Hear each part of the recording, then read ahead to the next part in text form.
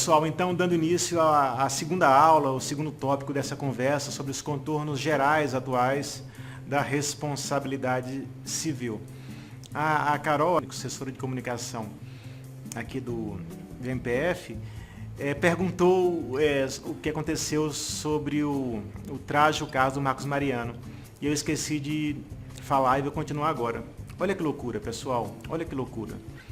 Esse caso sempre me impressionou muito. Eu sempre citei ele quando dava palestras, eventualmente, por aí. E um dia, eu cheguei para trabalhar lá na Procuradoria da República em Belo Horizonte e havia um papel impresso na minha mesa, assim. A então assessora trabalhava comigo, a Sara, imprimiu e pôs lá. Olha se não parece filme. Estava lá na manchete. Marcos Mariano da Silva falece ao saber que ia finalmente receber a indenização. Então, no dia que... porque aconteceu o seguinte, esse processo se arrastava há 12 ou 15 anos na Justiça Brasileira. O STJ concedeu uma indenização vultosa para os padrões brasileiros. Tá? Foram cerca de 3 milhões de reais. Só que a Procuradoria do Estado de Pernambuco interpôs o recurso extraordinário para o Supremo. Eu sempre dizia por aí, olha, ele vai morrer e não vai ver a cor do dinheiro. Dito e feito. Foi até mais, assim, terrível do que isso, né? Ele faleceu quando soube que finalmente ia receber a indenização. Mas seja como for, meus amigos, em casos assim, não tem preço nem tem volta. Tem preço a morte de um filho? Tem volta? A honra violada de forma irreversível tem preço ou tem volta? Aquele caso lá do Lars Grael. O cara é um atleta olímpico, Diego, né? Atropelado por um maluco bêbado numa lancha, perdeu uma das pernas. Não tem preço, não tem volta. O STJ, julgando esse caso, concedeu 2,5 milhões de reais de indenização, grande parte em lucros cessantes. É interessante, porque, inclusive, nesse caso, a sanção penal foram cestas básicas. Para vocês verem como o direito civil hoje tem, curiosamente, passado a exercer uma função punitivo-pedagógica que, por décadas ou séculos, foi mais própria do direito penal. Como, aliás, o professor Nelson Roosevelt, numa obra magnífica, recentemente editada, chamada As Funções da Responsabilidade Civil, ele tem sublinhado esse ponto. Então, no penal foi só cesta básica. Outro parênteses importante. O dano material, a indenização no dano material faz voltar ao chamado status quo ante. O que é isso, Felipe? É a situação anterior do dano. Se eu quebro o relógio do Diego, eu posso dar outro relógio igual para ele, não posso? Posso. Posso dar o equivalente em dinheiro, não posso? Posso. Beleza. Isso chama-se voltar ao status quo ante, a situação anterior do dano. Nenhum problema. Já no dano moral, esse retorno não é possível. A morte de um filho tem preço? Não tem. Tem volta? Não tem. Meus amigos, com a internet hoje, a honra violada de forma irreversível. Não tem preço, não tem volta.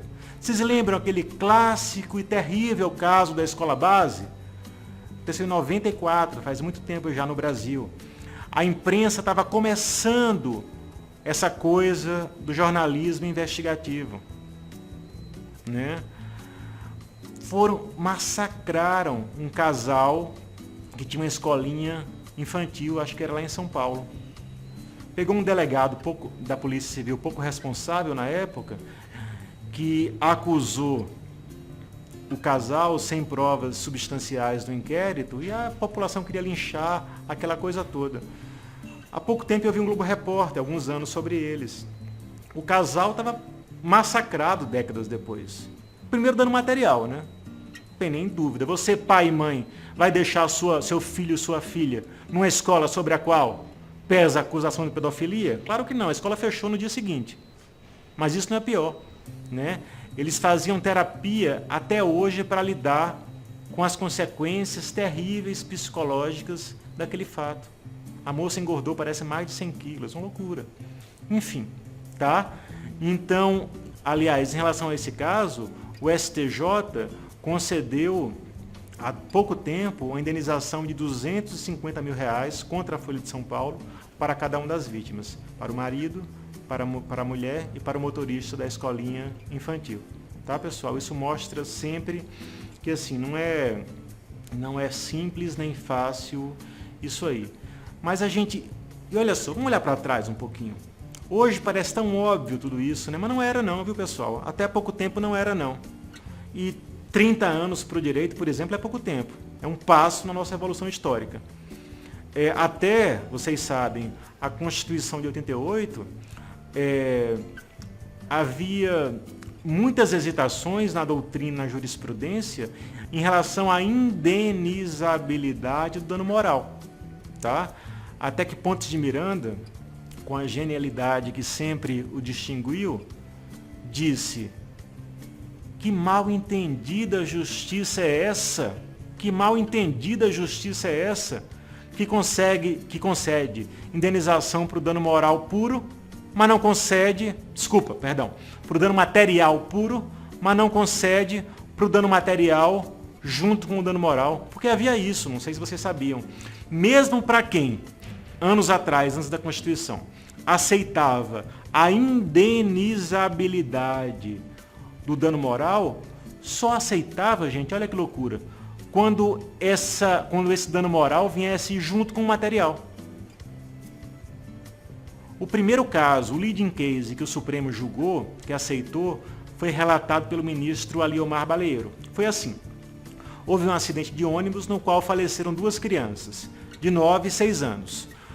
Pois bem, os tribunais inferiores reconheceram a culpa da empresa de ônibus pelo acidente. Mas como as crianças, obviamente, não trabalhavam, não concedeu indenização.